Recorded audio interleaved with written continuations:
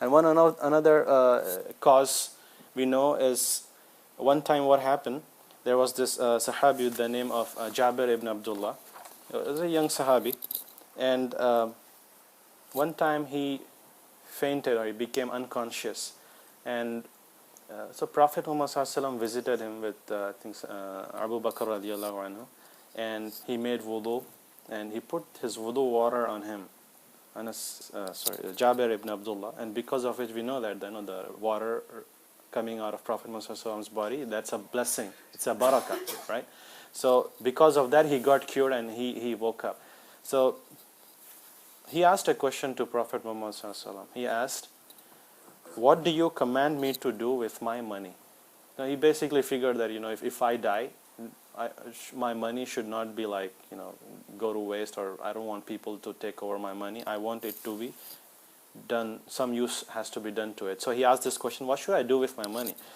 So Allah subhanahu wa ta'ala, because of that question, revealed a verse, basically the inheritance verses from many surahs, but Surah An-Nisa, this particular verse, يُوصِيكُمُ اللَّهُ فِي أَوْلَادِكُمْ لِلذَّكَرِ مِثْلُ حَظِّ الْأُنْثَيَيْنِ, and it continues so on, basically telling that and Allah instructs you concerning your children for a male, or what is equal to the share of two females. So a man gets one portion, and the female get half of it. So 1:2 ratio basically, and so on. If there is no son, what should happen? How much should the parents get? How much should the wives get? All those percentages, inshallah, sometime later we will go into detail. But it was the question posed by this Sahabi, because of which it was revealed. And one time what happened, another incident, we know the Sahabi, Sa'd ibn Abi Waqqas. So he was very good to his mother, very loving to his mother, but his mother was not a Muslimah. She didn't accept Islam, but he became a Muslim.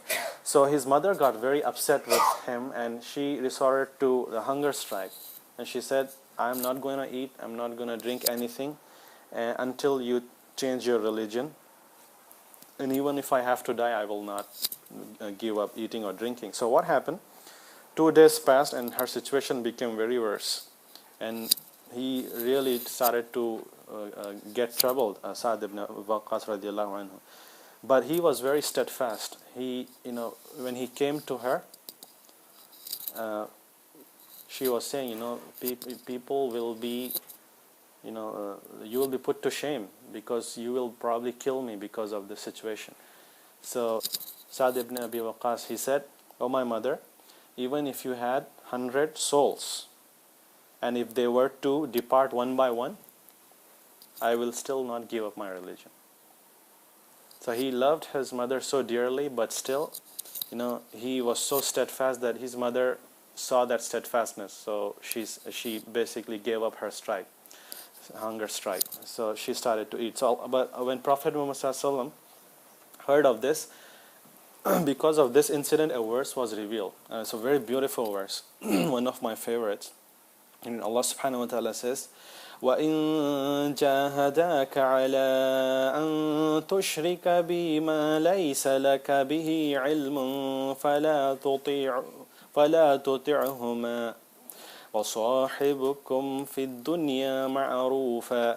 Allah subhanahu wa ta'ala is basically telling here, but if they, meaning your parents, endeavor to make you associate with me that which you have no knowledge, that is shirk, do not obey them, but accompany them in this world with appropriate kindness, and follow the easy way, follow the way of those who turn back to me. So Allah subhanahu wa ta'ala told it clearly that be very good to your parents, but if they are telling you to do shirk, then do not accompany them, just leave them. But what is very interesting about this verse is that they tell you to do the worst sin possible, right? The shirk, the worst sin possible, but Allah subhanahu wa ta'ala tells us that even if they tell you to do the worst thing, how should you respond? Reply them with appropriate kindness. He didn't just say just leave them alone, or just be quiet. No, be extra kind to them. Be kind. So if that is the status of them when they are telling you to do the biggest sin, just imagine if they are Muslims, how should we be behaving with our parents? So that's really amazing. Show appropriate kindness. And we'll just take few more. This is very famous one. Then our mother, Salama radiallahu anha, she noticed that whenever this verses was revealed, it always addresses men. Oh, men who believe, do this, do that. So one time she asked Prophet Muhammad sallallahu alaihi wasallam, Ya Rasulullah, why are these verses always for men? Why are women not referenced? Usually, when Allah subhanahu wa ta'ala says men, it basically means it's a universal gender, it refers men and women. But she was very particular. She was like, why are not women referenced? Then after that comment of hers, Allah subhanahu wa ta'ala started revealing verses addressing both men and women. So one example of that is in this one, Surah Al-Ahzab 35. Innal muslimina wal muslimat wal mu'minina wal mu'minat wal qanitina wal qanitat, until the end there. Allah subhanahu wa ta'ala mentions 10 characteristics: those who are obedient, truthful, patient, those who fast, men and women, men and women, men and women. So whenever this she used to recite this verse, she would definitely feel proud. It was because of me that Allah subhanahu wa ta'ala included both men and women. And another verse I want to talk about is when the uncle of Prophet Muhammad was on his deathbed. You know how the mushrikun were trying to take him to their side, and Prophet Muhammad urging him to accept Islam. That was going on, but he ended up not accepting Islam.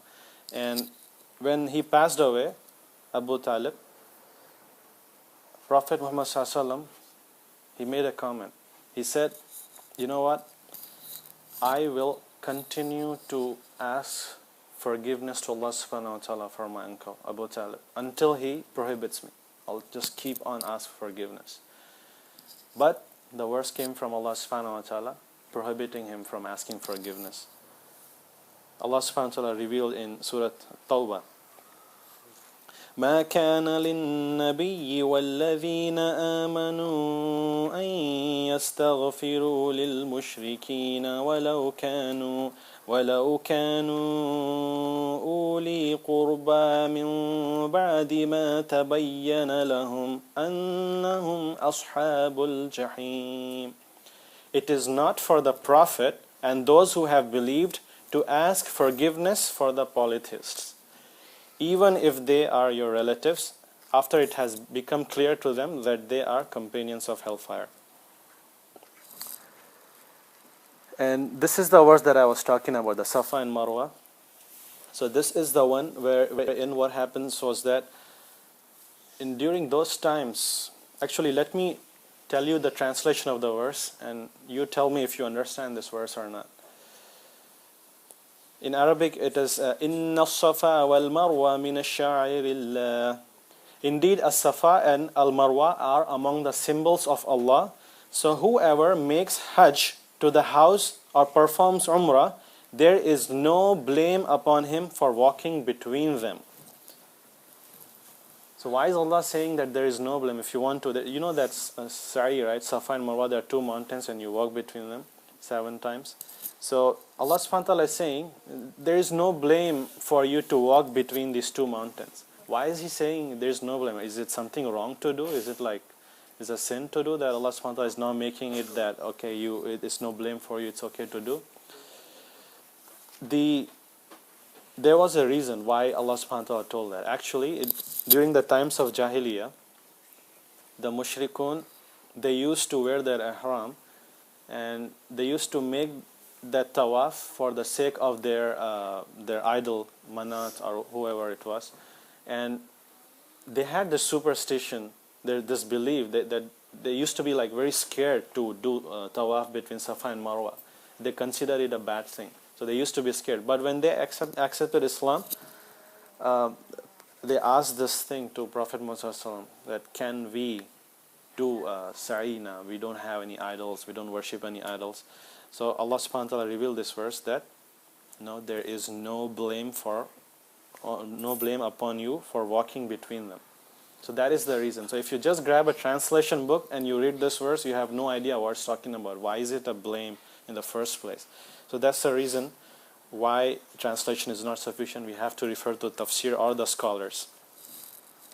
And Dhihar, also the verses of Dhihar. And what happened one time was that there was a woman with the name of Khawla bint Thalaba.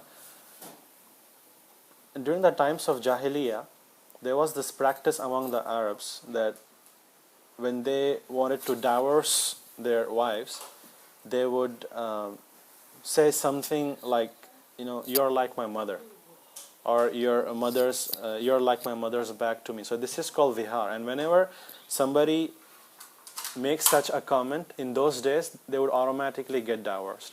So this person, Khawla bin Thalaba, she was a woman, and her husband, Aus ibn Samit, he said this word, Dhihar. So she was very troubled because of that, and she came to Prophet Muhammad ﷺ asking, what should I do now?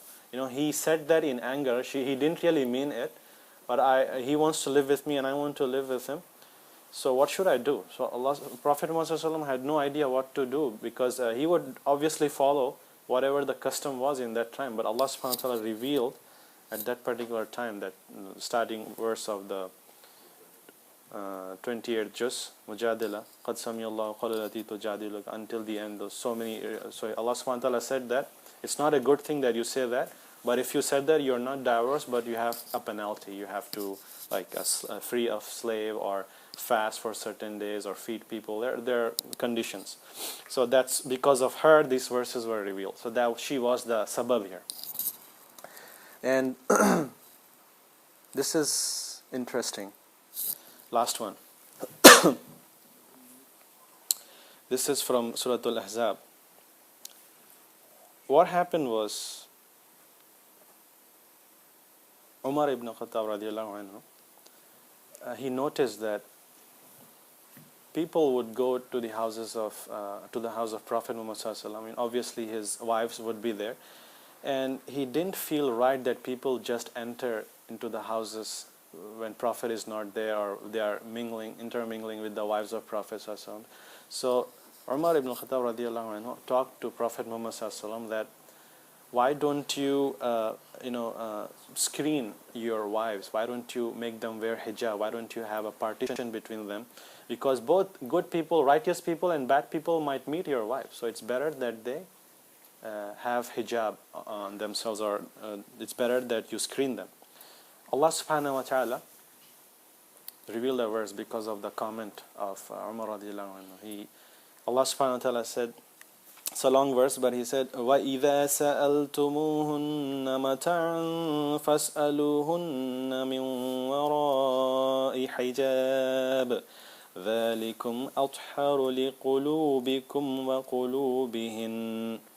And when you ask his wives for something, the Prophet's wives, ask them from behind a partition, hijab.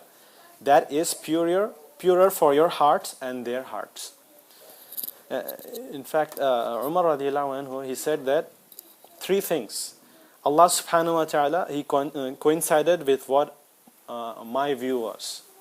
This was one of them, and the other one was the Maqam Ibrahim, and the third one was when he was the verse where Allah subhanahu wa ta'ala told that because of the jealousy of the wives, Allah subhanahu wa ta'ala told that he can divorce you and replace you with good ones. So basically to correct them. So that's another story, but that was one view of Umar radiallahu anhu that was accepted. So these are the three things. So he would definitely feel very honored whenever he recited these verses. And we'll take 5 more minutes inshallah and enter this new topic, another topic.